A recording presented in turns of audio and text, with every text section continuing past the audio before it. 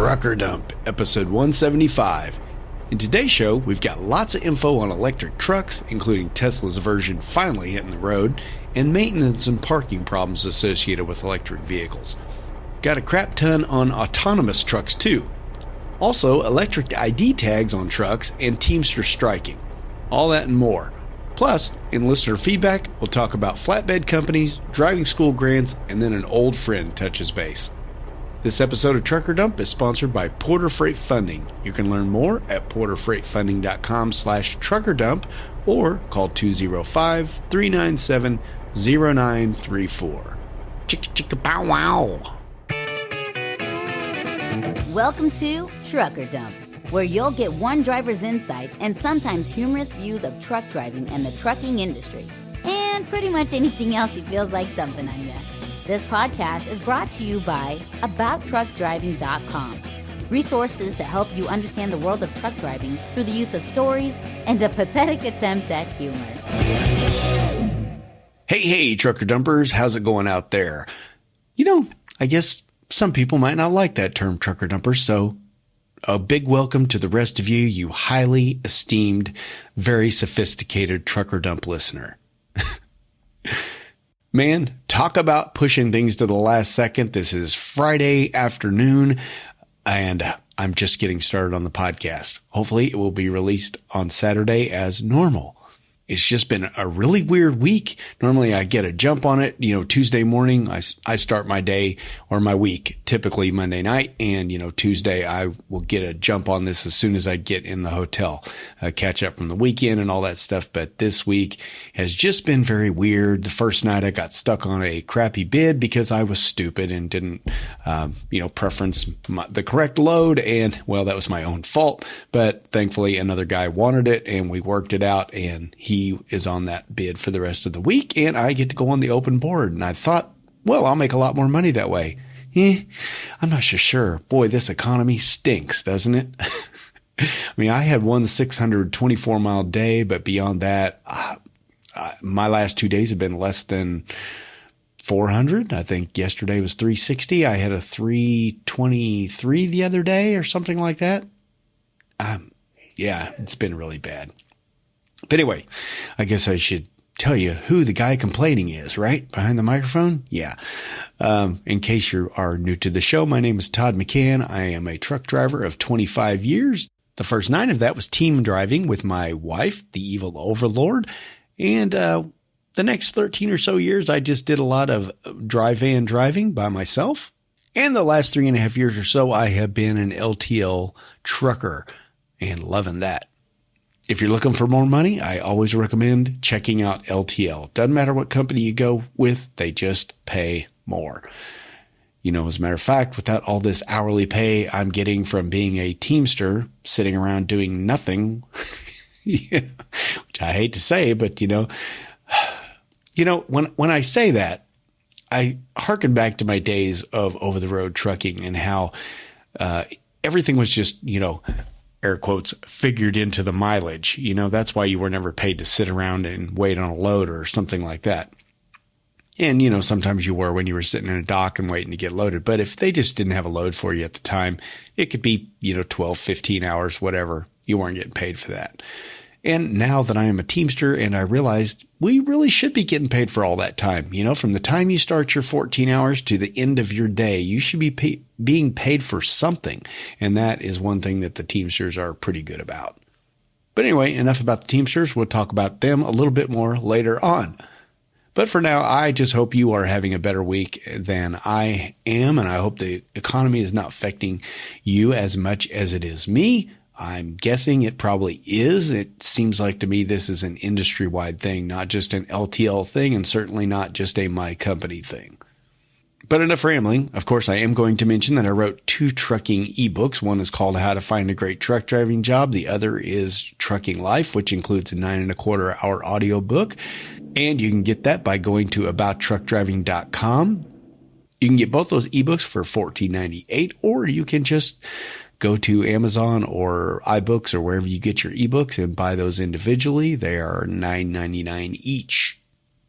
And since I haven't mentioned it in a while, the How to Find a Great Truck Driving Job, also includes a checklist. Well, it's more like a questionnaire, like a long list of questions you should be asking trucking companies. So it's good for newbies who don't know what they're talking about yet. It'll explain why you need to ask all these questions and what they mean. And for the seasoned driver, it's just a list of questions so you don't forget to ask anything. Well, not anything. Not every question, of course, is on that list. That would be completely impossible, wouldn't it? But it does suggest a lot more. That way you're not that truck driver who calls up a company and says, how much you pay? They say, blah, blah, blah. And you go, how much are your benefits? Okay, I'll come and work for you. It's like, come on, this is a job interview. Ask some stinking questions.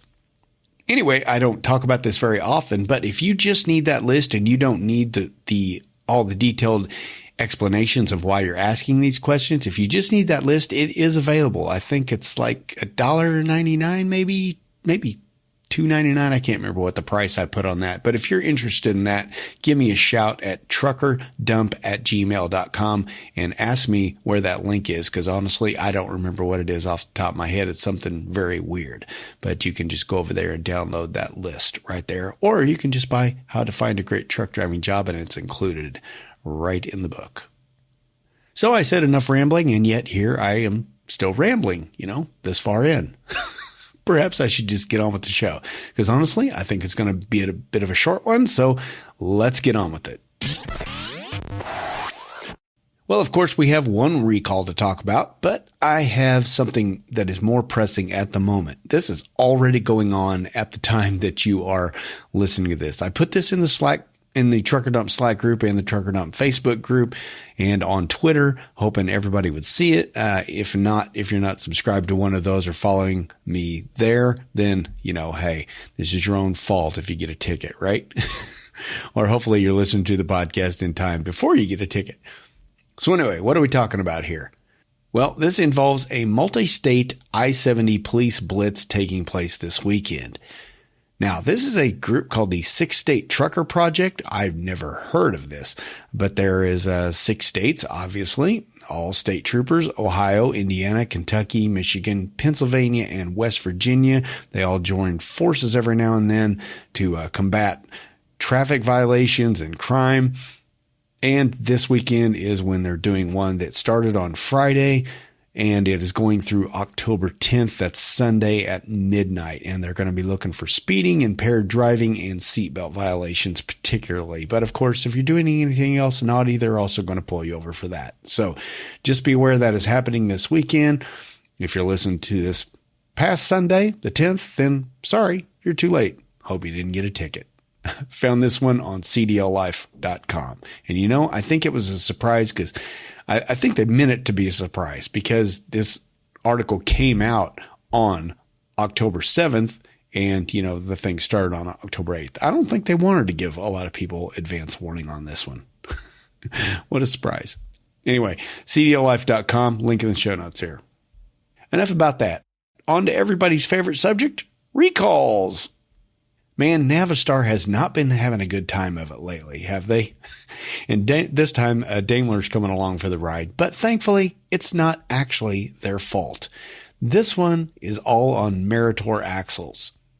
Meritor actually discovered this one on their manufacturing line, and they discovered that 2 tie rod clamps will crack.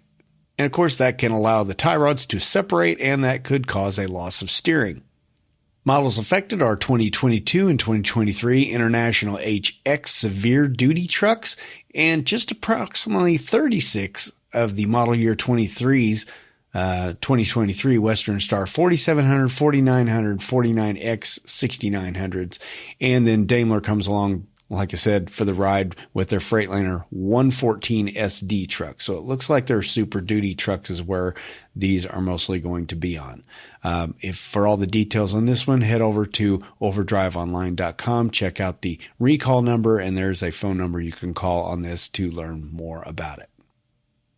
And since we seem to be in public service announcement mode, let's head over to cdllife.com. Oh boy, this isn't good news. The article says profound delays ahead as Georgia DOT begins 8-month lane closures on I-285 in Atlanta. If the Georgia Department of Transportation is saying there are going to be severe, profound delays, then, well, get ready for it. Anyway, this construction is going on 285. This is around Roswell Road and Ashford-Dunwoody Road, right around exit 25, I believe. Basically, it's on the north side of the loop. Exit 20 is where 75 and 285 meet on the north side. So it's just going to be just east of there.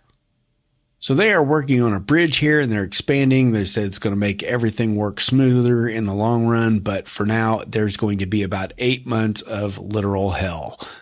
I mean, I really don't like 285. No trucker ever does. And it's always a mess. But they are saying add an extra hour or more if you're going through that section, because it's just going to be a nightmare. They're only cutting down one lane at a time. It looks like they're going to do eastbound and then westbound later on, just shutting down just one lane. But that is enough. If you've ever been in the Atlanta area, that is enough to cause major delays. So just be aware of this. This is going to be going on again for the next 8 months. Now, it doesn't actually say when this is starting, but I would just assume soon. If you want the briefest explanation possible, other than, well, actually quicker than what I just gave you, there's a video over here from the Georgia Department of Transportation. It's only 1 minute, 45 seconds, and it pretty much explains everything that's going on there. So head on over to cdlife.com, check out the video, check out all the details. They list the different phases that it's going in and what's going to be happening. Or better yet, just avoid Atlanta altogether. Just don't be cheating and going right through the middle of Atlanta. That's illegal, right? Mm-hmm. All right, let's head on over to overdriveonline.com for this next one. If you remember correctly, in the last episode, I believe it was the last episode, we talked about electronic ID tags on trucks, and the FMCSA was wanting to get comments on this and, what the trucking community thought about it. And, well, the truckers responded. Apparently, there's been over about 700 comments on this already, most of them negative, not wanting this brought into the industry, saying, it's going to add extra cost and just extra ways for the government to track them and all the normal things that we expect truckers to say about any tracking device or any kind of electronic ID on any truck. They've always thought it is a bad thing. Well, we do have a bit of an update on this one. I believe in the last article, it kind of made it out to be like every truck would have this required on their vehicle. And, it was going to cost owner-operators lots of extra money to put these ID tags on all their trucks and things like that. Well, that's not exactly what the FMCSA, which is the Federal Motor Carrier Safety Administration, and the CVSA, which is the Commercial Vehicle Safety Alliance, that's not exactly what they're going for. Actually, they say they're completely against that. They don't want third parties having access to these devices and, installing them aftermarket and things like that. They want these built into the trucks from the factory, so they can't be tampered with as easily and things like that. They don't want to be able to track you and, for them to be easily hackable and all that stuff. They're really wanting them just so it makes it easier for officers to enter the information, get your DOT numbers and the cab cards and all that stuff electronically instead of having to write it all down. Actually, the article points out that a lot of times some of the biggest problems with the this data queue system is where they report violations and crash information to the CSA and things like that. And they say a lot of the times it's just a matter of the cop wrote down the number wrong and they assigned it to the wrong DOT number or they got the driver's license number one off and they assigned it to the wrong driver. And so there's lots of disputes on this kind of stuff. And that is simply because that's human error. Where with these ID tags, in theory, basically they're saying it's going to be like a fingerprint for the truck where, that ID tag stays with that truck for the life of it. So it can track, again, we're using the word track, but it can follow that truck through its lifetime and it will always remain with that truck. Which honestly, I don't think is a bad thing. But then again, I'm not paranoid. I don't wear aluminum foil hats ever, because they just don't look good on me. Actually, no hat looks good on me, but I don't know why that is. Anyway, I digress. Another thing this article points out is that the DOT is not actually trying to make more stops. They're wanting these ID tags to cause less stops, to inconvenience drivers less. And that is for carriers who have a good reputation. So, you roll through a scale, the ID picks up, it gives them all the DOT information, it gives them the CSA score, and they're just not going to mess with you as much if you're not a problem carrier. They're wanting to single out the carriers that are problem, and that ID tag will also show them that they are frequent violators, and they're more likely to pull them in and not waste your time. Also, if a officer is behind you and is checking on you, or you just pass by them and they're sitting over on the shoulder somewhere, they can get that ID tag and they'll go, yeah, well, that guy's got hazmat on, but I'm not going to mess with him because they got a really good hazmat score, or something like that. So really, it's designed to help us. I know that the government always couches everything as it's designed to help us, even though sometimes and often it isn't. But in this case, it actually sounds like that is a legitimate reason why these ID tags make sense. If you are interested in this and to find out more information about it, head on over to overdriveonline.com. There's also a link in this article to submit your comments if you would like to weigh in on this topic. But just a little update on that, hey, this will probably take years to implement if they get it done. If they get this passed like they want to, it's going to have to basically just be every new truck that gets it. So, it's going to be years until every truck out on the road has this technology. But, hey, you got to start somewhere, right? Yeah. overdriveonline.com. Well, what do you know? Tesla is finally putting their first trucks on the road. Found this one on Transport Topics. That's ttnews.com. Yep, we started hearing about these Tesla semi-trucks about 5 years ago. They were showing off prototypes back then and, promising big things. And, well, it took about 5 years. But apparently, PepsiCo is going to be taking the first delivery of these, and they say they will have 15 of these on the road by the end of the year. And they have reserved 100 of them. Other big customers planned are Walmart and Anheuser-Busch, but no word on their deliveries yet.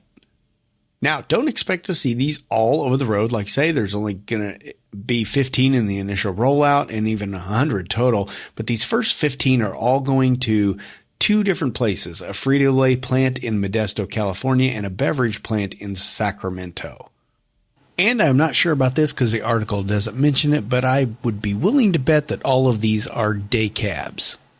Although I don't know if I've ever actually seen a Tesla day cab. Can't remember. Interesting.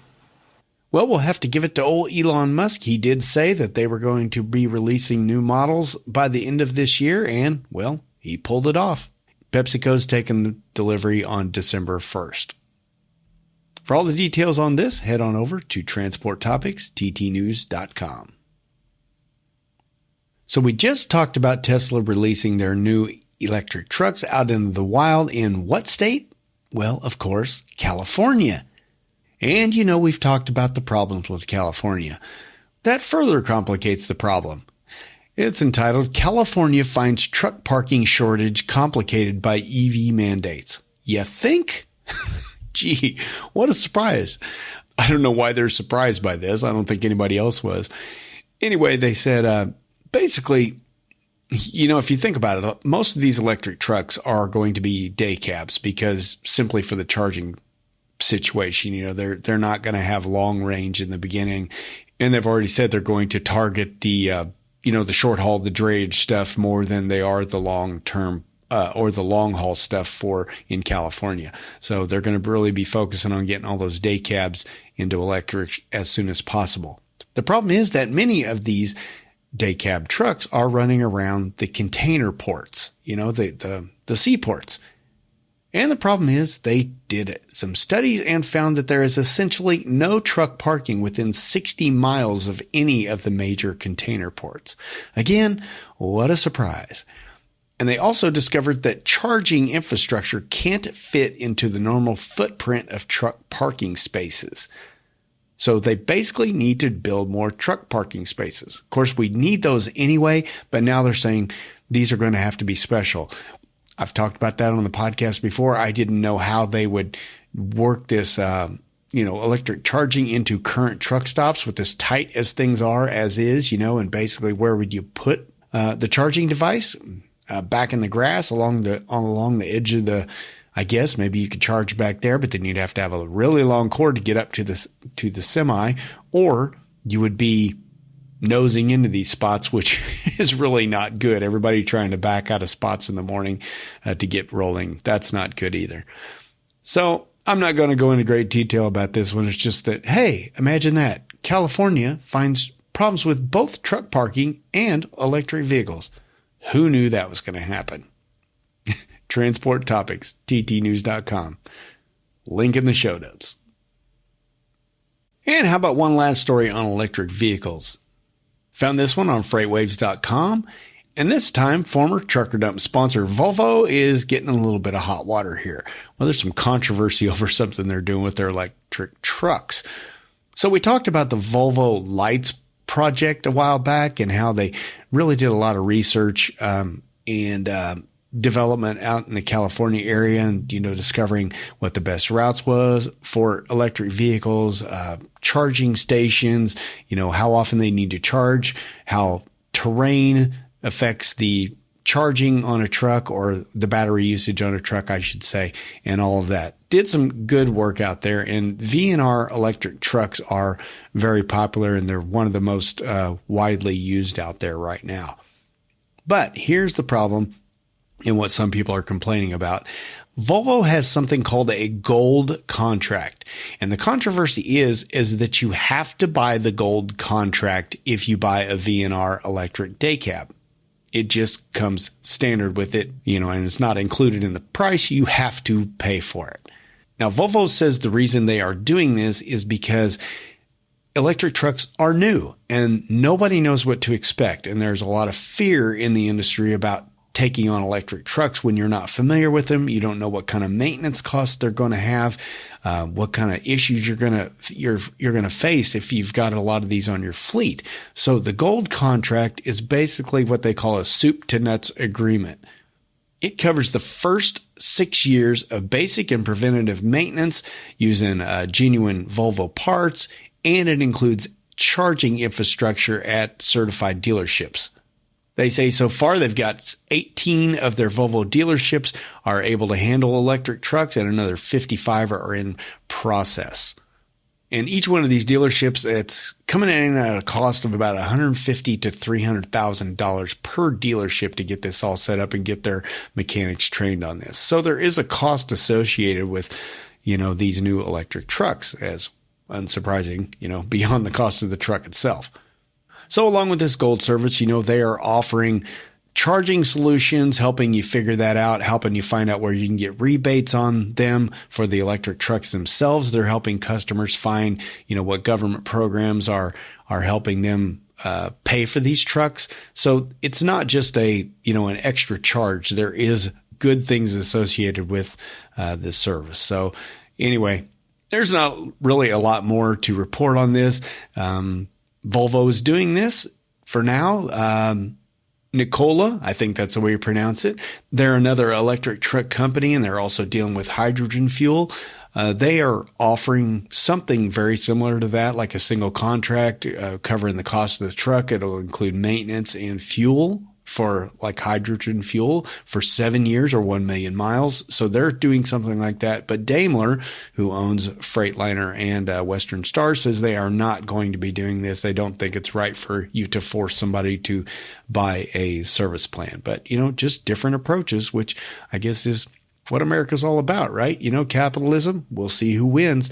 Daimler has the market share with their e-Cascadias are probably going to be very, very, very popular.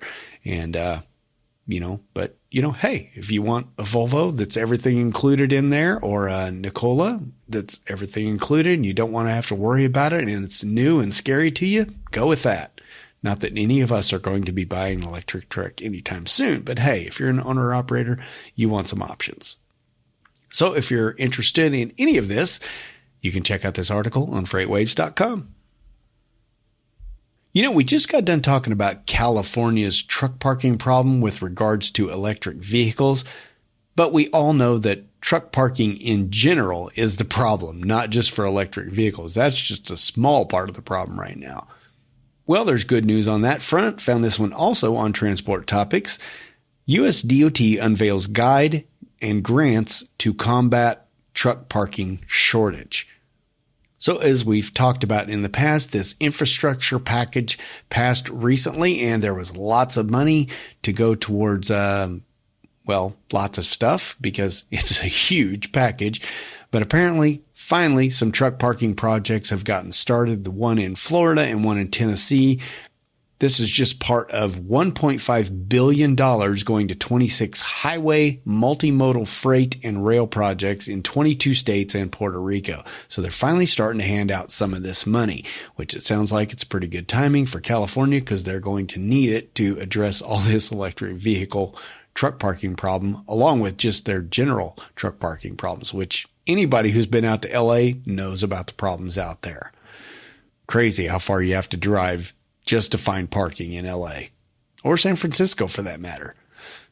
So anyway, that's all there is to really say about that, hey, finally some of this money is getting put to use for truck parking. Good deal. Hey, you know something you're never going to hear an owner-operator say? Yeah, I got the job done, but you can just pay me whenever. 2, 3, 4 months, whatever. That would be insane. So why are you waiting so long to get paid? Screw that noise. Quit being a big dummy and call Porter Freight Funding to get paid within 24 hours. For the record, I'm the one that's calling you a big dummy, not the good folks at Porter Freight Funding. If you want to rat me out, head on over to porterfreightfunding.com/truckerdump or give them a call at 205-397-0934. While you're there, sign up for an account so you can get your money super quick from now on. You can use them for all your collection needs or only those pain in the butt customers. You know who they are. Porter Freight Funding can also help you with brokering, dispatching, fuel cards, insurance, and any compliance questions you might have. So what are you waiting for? Please help the show by getting your keister over to porterfreightfunding.com/truckerdump or give them a call at 205-397-0934. And be sure to tell them you heard about them on the Trucker Dump podcast. And thanks to Porter Freight Funding for sponsoring this episode of Trucker Dump. All right, let's stick with transport topics for this one. The CVSA launches procedures for inspections of autonomous trucks. Again, the CVSA is the Commercial Vehicle Safety Alliance, and they have, like we just said, launched a new program designed to, give guidance on how to do these autonomous truck inspections. I'm just going to read off the list here because it's fairly short, and this is kind of all this is really included in this. This is a really short article if you need the details on it, but you probably don't. I mean, it's not like you're going to be doing any inspections. Just for general knowledge. So anyway, the CVSA trained motor carrier personnel will conduct an enhanced inspection of selected autonomous driving systems equipped vehicles before dispatch. So apparently anybody running these automated vehicles are going to have some kind of CVSA specially trained person to inspect vehicles before they take off to make sure everything is working.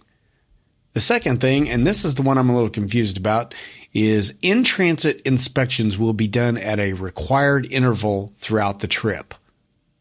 Okay, really? In-transit inspections. So what are they going to do? Just randomly pull them over like at certain stops along the way, and there's going to be a CVSA trained inspector just waiting to, I don't know. That may work in the short term when they are, these autonomous vehicles are on specified runs and, only on, certain trips and on certain corridors. But boy, when these autonomous trucks go nationwide, I don't know how they're going to keep that one up. Unless I'm just completely misunderstanding what they mean by in-transit inspections. I don't know. Maybe what they mean is this next one. This one reads, an autonomous truck would be required to communicate to law enforcement while in motion that it passed the origin or destination inspection, its automated driving systems as a whole are functioning, and it is operating within its operational design domain. Those vehicles will then bypass fixed inspection sites. So again, I don't know, in-transit inspections, I don't know, maybe that's what they mean by this. Just at the weigh stations, there will be a way for the law enforcement to communicate with them and make sure everything's functioning correctly on these trucks as they pass by. I don't know. The fourth bullet point here is en route roadside inspections of autonomous vehicles by law enforcement officials would be limited to situations where an imminent hazard is observed or during a post-crash investigation. So I guess they won't just be pulling these vehicles over willy-nilly to check them out. Next up, all autonomous vehicles must be able to respond to law enforcement should an officer attempt to pull over a vehicle. Yeah, we mentioned a video earlier where it showed, where they were talking about an officer did a test on this to see if, the truck would recognize the lights and pull over safely and that kind of stuff. And apparently that did work, but that was in a controlled environment. That is a big challenge, just getting these autonomous vehicles to react properly in an emergency situation. But that will be required according to this program. And lastly, a 40-hour CVSA training course and exam is included for motor carrier personnel who will be conducting the inspections. Well, that's a given, I guess. So anyway, I don't know if you're interested in this at all. If you're not, you just skipped right over it and you're more than welcome to it. Kind of boring stuff, but just kind of letting you know that this autonomous vehicle stuff is going forward and they're bringing forth standards, which we knew was going to have to happen with this kind of stuff. And, here's the first of many. Transport Topics, ttnews.com. Hey, do you remember in the past us talking about these trucks? I think the brand is Outrider, and they are autonomous yard trucks. And I was saying how I would really like to see one of these in action in a video, but nobody was ever putting them out. And here I thought CDL Life was giving me what I dreamed of, to see these trucks in action. But, it wasn't all it's cracked up to be. Anyway, this article is called Watch Driverless Yard Trucks at Work at New BMW Logistics Center in South Carolina. And there is a video on here. It's about a minute and a half, fairly short. And it looks like these things move very, very slowly. The first thing I notice about this is when you hit play, it shows a truck pulling out of a dock from probably drone footage, a little bit high, and you can see it. Boy, it looks like that it cut the corner a little close there for comfort. Looked it almost hit that other truck. Anyway, it does show it, pulling across. It's got to go across a road like on a bridge, and then it parks it over in a dock, and it's got automated dock doors that as soon as the trailer's backed into the dock, the dock door opens automatically. Interesting little video, but it didn't show me the real thing I wanted to see, and that was how it disconnects all the air lines and the electric line. It just kind of jumps around. It is a highly edited video, just little clips of it driving, making corners, and then, it just dropping the trailer. It just shows it pulling out from underneath. It doesn't show how it got disconnected. So that one still makes me curious. Is there still somebody standing out in the yard disconnecting those lines? Outrider says they can do it autonomously, with just a robotic arm, but why are we not seeing any video of that? I would really like to see that. But if you're interested in this quick little minute and a half video, head on over to cdllife.com. Interesting stuff. And hey, if you've ever seen one of these driverless trucks in action, write in and tell us about it, or send us an audio comment about how freaked out or not freaked out you were about it. truckerdump@gmail.com. Well, now here's a thing I didn't even know existed until I read about it here on freightwaves.com. Truck brake light exemption denied despite industry support. So apparently lots of trucking organizations are all for these pulsating brake lights. It's basically just your existing brake lights. It can be retrofitted to your existing brake lights, and it will just make them pulse briefly for just a couple of seconds just to kind of get the attention of anyone behind the truck. So apparently there's a company based out of Arkansas called IntelliStop, and they filed an exemption with the FMCSA because, and again, I didn't know this, but pulsing red lights are only allowed on emergency vehicles. That should have been obvious to me, but it just never really dawned on me. So they applied for this and it was immediately denied because they said again, part of these exemptions is you have to be able to prove that it will achieve the same level of safety or greater safety. And that was not met. Now, apparently the CVSA, as we've talked about, the Commercial Vehicle Safety Alliance, they have done tests on amber pulsing brake lights and said that those actually do help safety, that it raises awareness.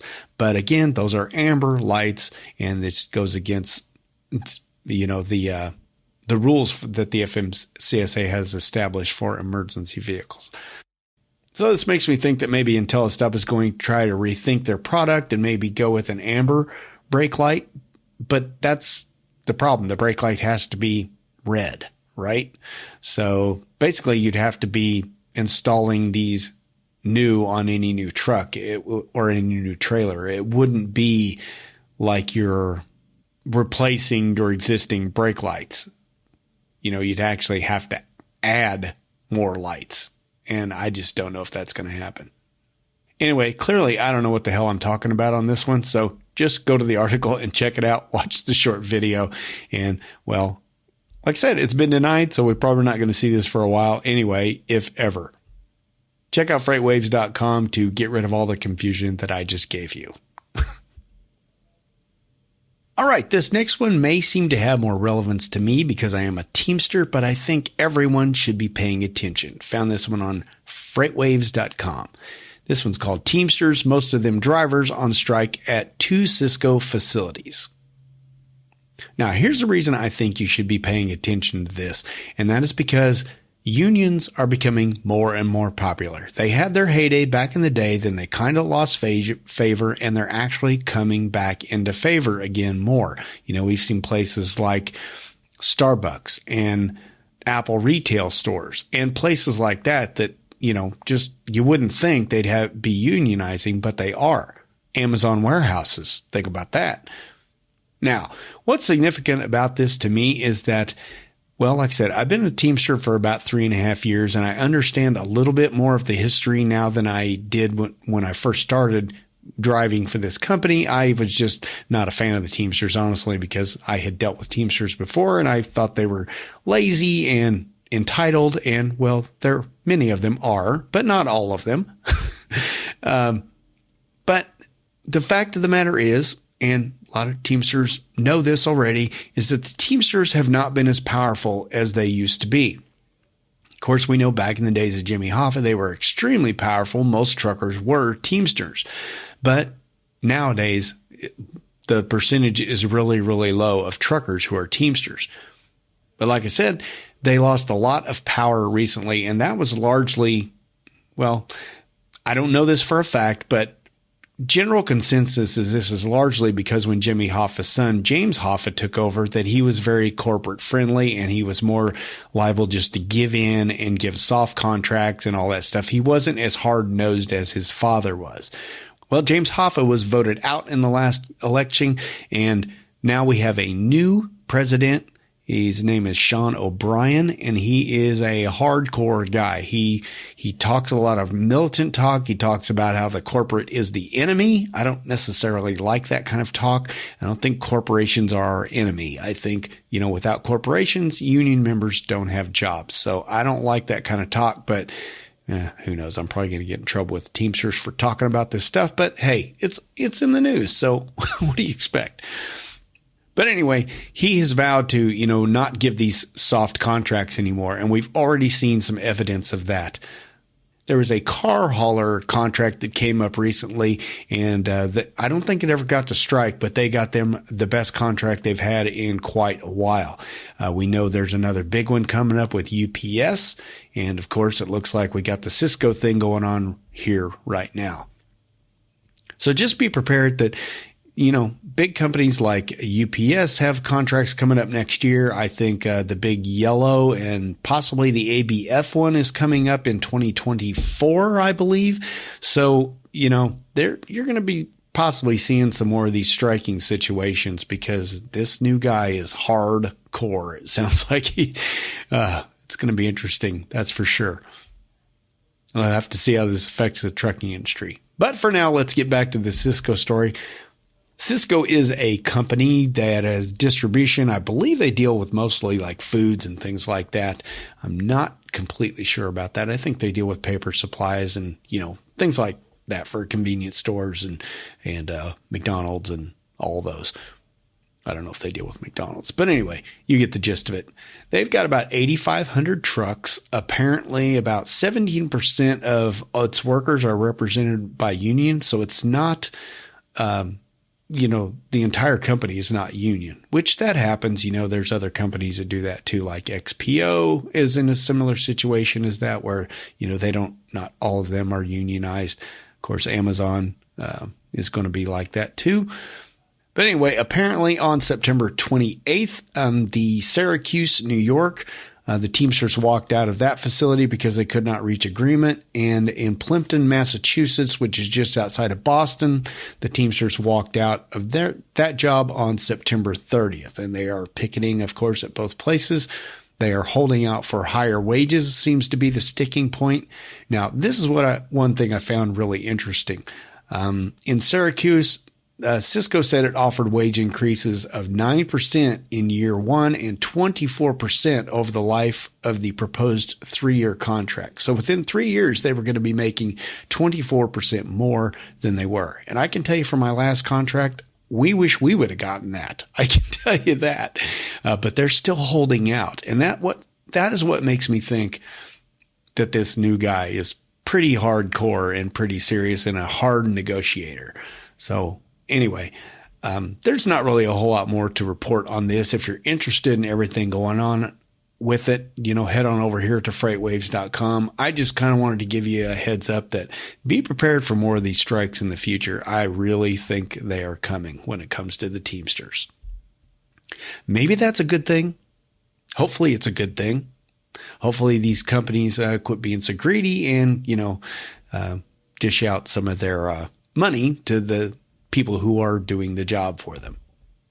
And if you're sitting there right now thinking that Teamsters are overpaid, like I used to do, well, look around. There are a lot of LTL companies, like Estes and Saia and R&L who offer very similar pay packages. Actually, some of the Teamsters don't get paid as much as the non-Teamsters get paid at this point.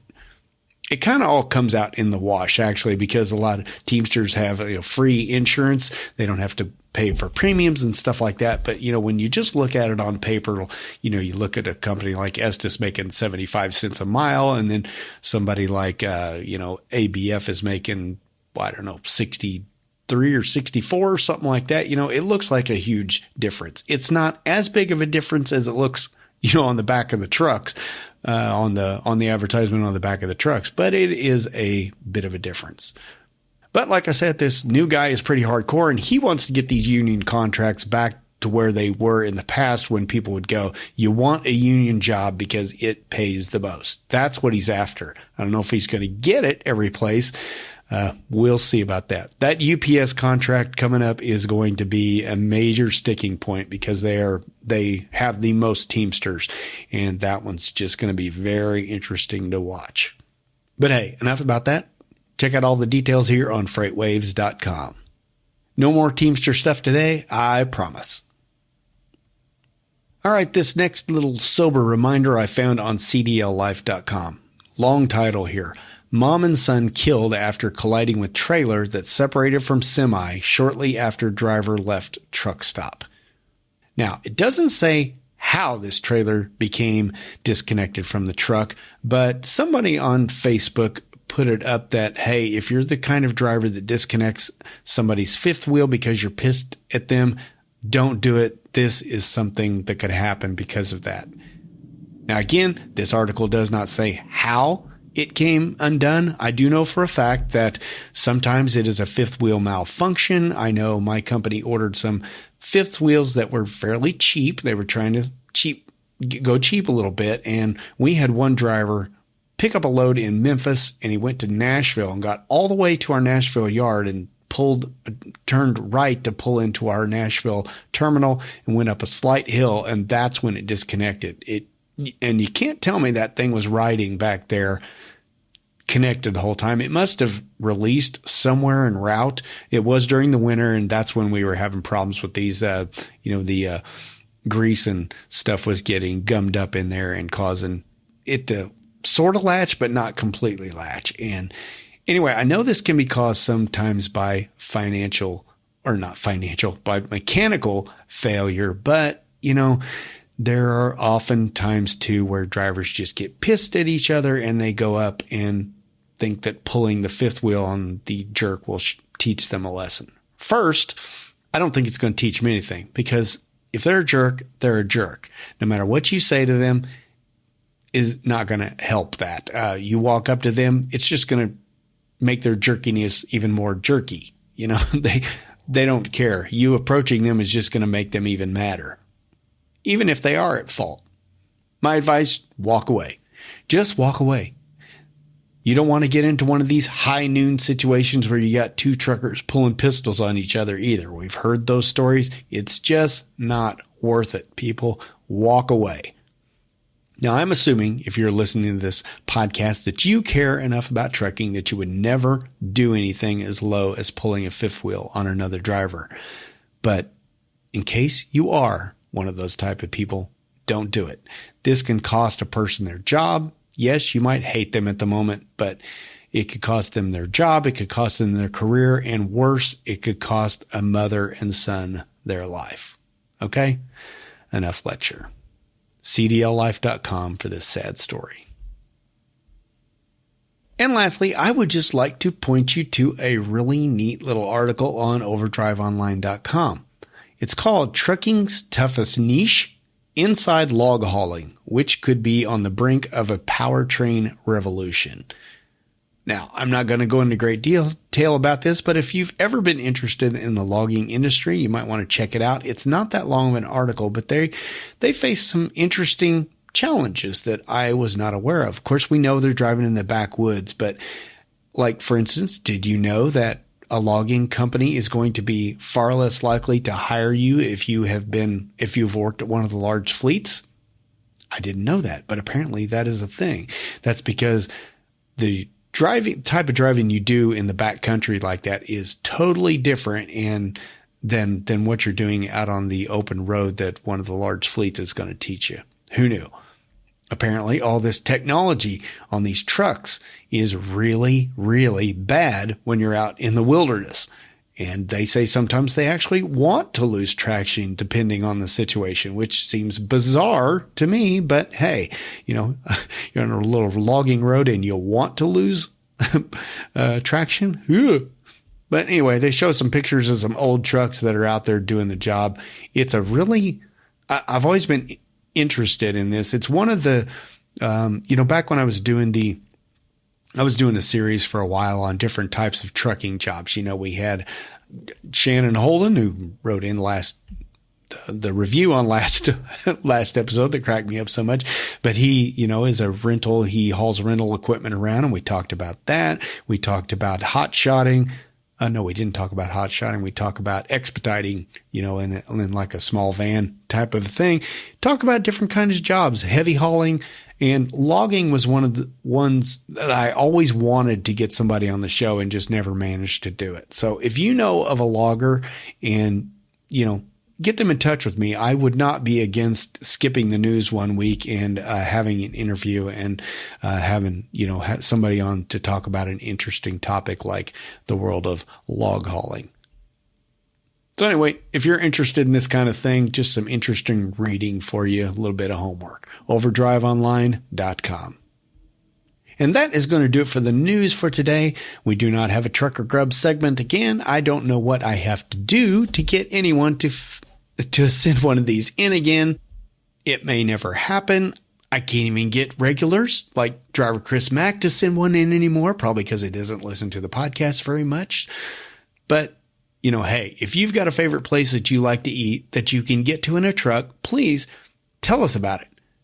Audio comment only, about 3 minutes or less. Just whip out your phone, turn the truck off, hit the record button. Tell us about that restaurant. Tell us where it's at.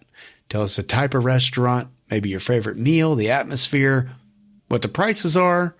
Give me a website so I can put a link in the show notes, all that good stuff. When you're done recording, just send it off to truckerdump@gmail.com and you'll get your voice heard on the episode. But for now, at least we do have people still writing in to listener feedback. So let's get on with that.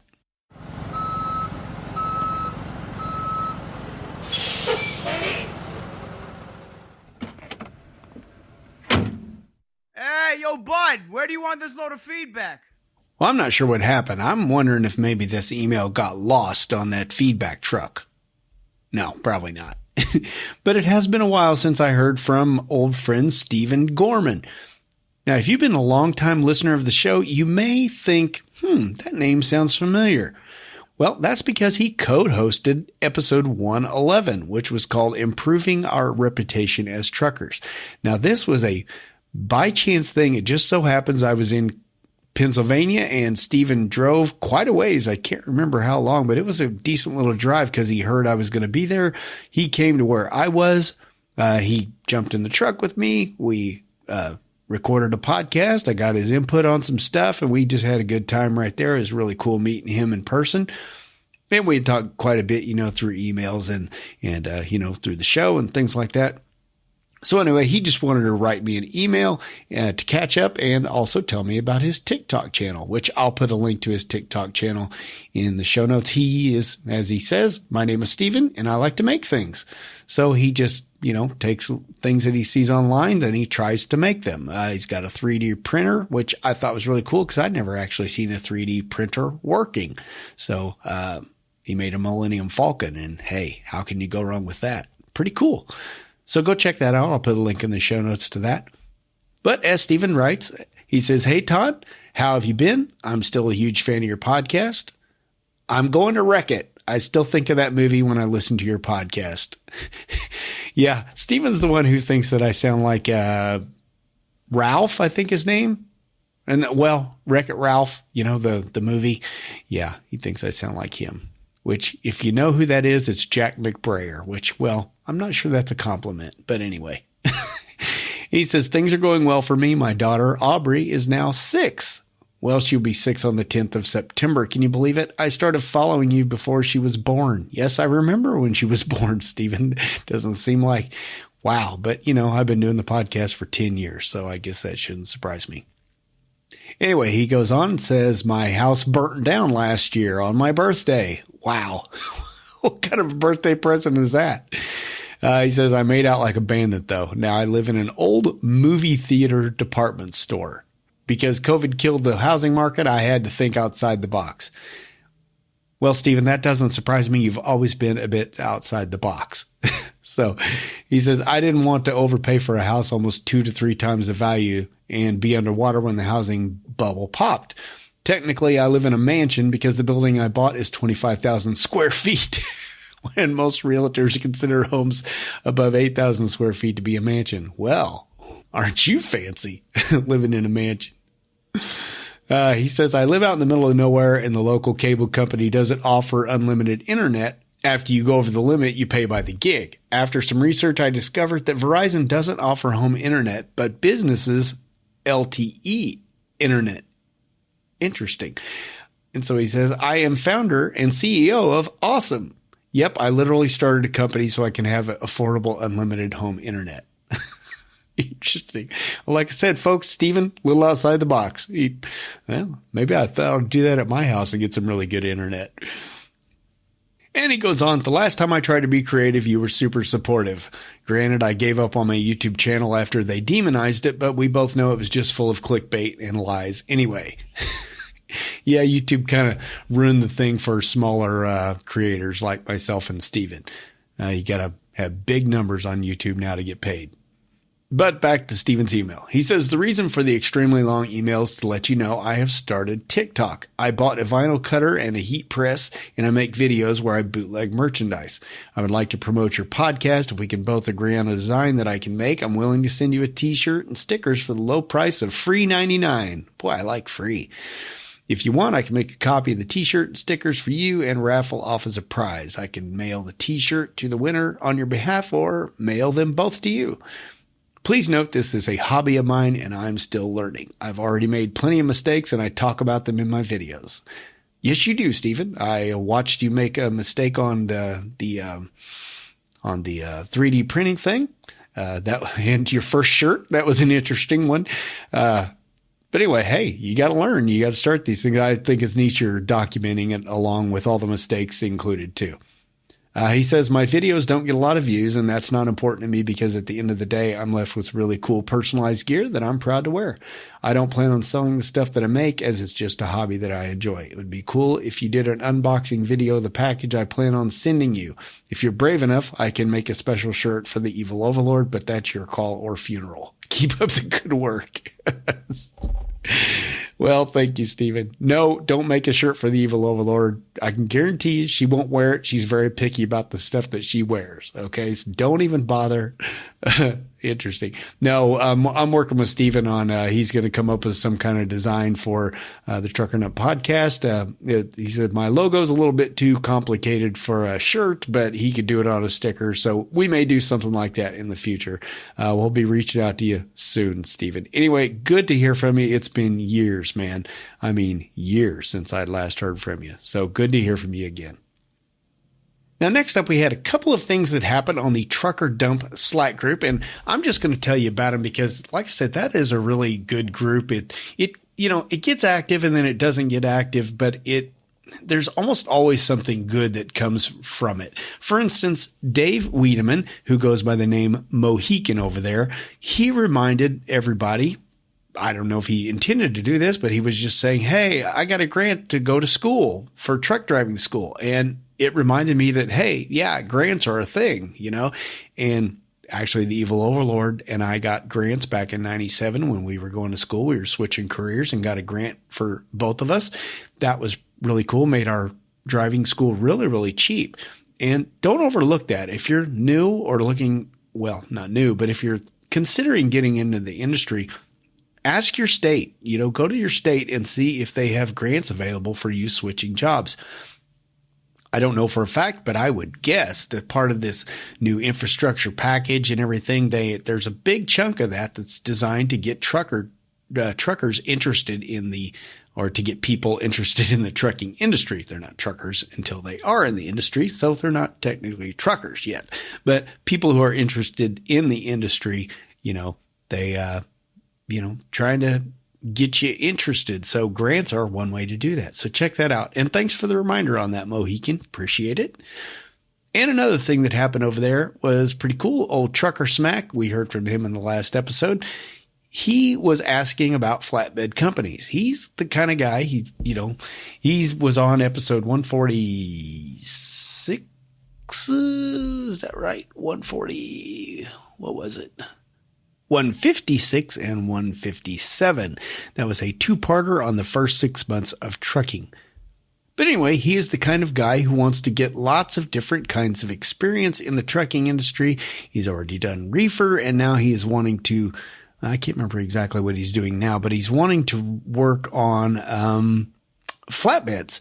And he was asking a question about it in the Trucker Dump Slack group, and was asking about a particular company, and Ken and Bryan jumped on there and was explaining things and just generally helping to guide him towards a flatbed company and give him some names of decent flatbed companies that he had heard of or had friends that work for, and, just generally helping Trucker Smack get, some more perspective on this. And now Trucker Smack's able to go off and research some more companies that he had not heard of. So that is the importance to me. That is the beauty of the Trucker Dump Slack group, is you've got people in there with all kinds of different experiences that are willing to help, that are friendly, that don't belittle you because you ask a question, don't give you a bunch of smart aleck answers, just help in general. That's what I love about the group. So if you're interested in being in a group like that, send me an email to truckerdump@gmail.com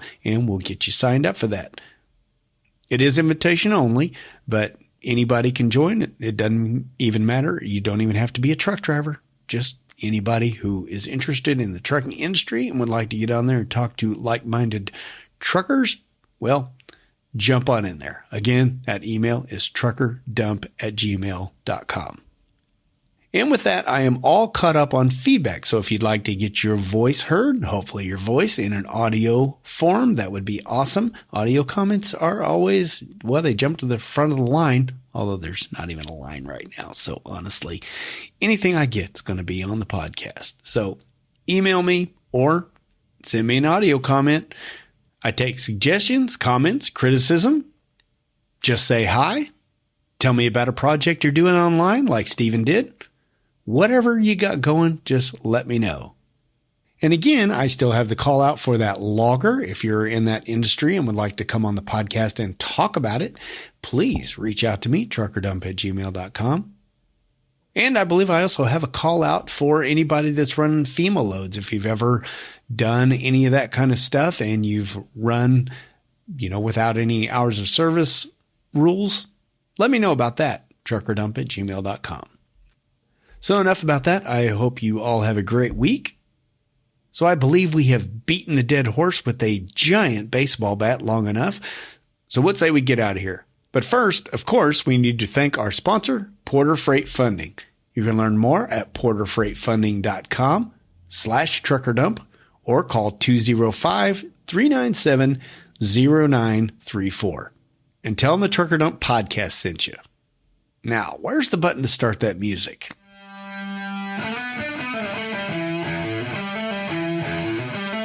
All right, this time around, we're going to talk about show notes. As I mentioned a million times, I provide links to every news article we discuss in the show notes. You can get those 3 different ways. First, you can find them in any decent podcast app.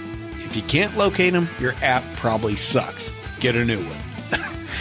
Next, you can subscribe to the newsletter and you'll get them delivered to your inbox every time a new episode posts. You can subscribe at abouttruckdriving.com.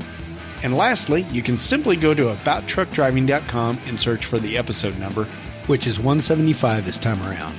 So with that, thank you as always for listening to the podcast. I really appreciate it. So until next time, drive safe, stay out of my way. Got a crap ton on autonomous. Got a crap ton on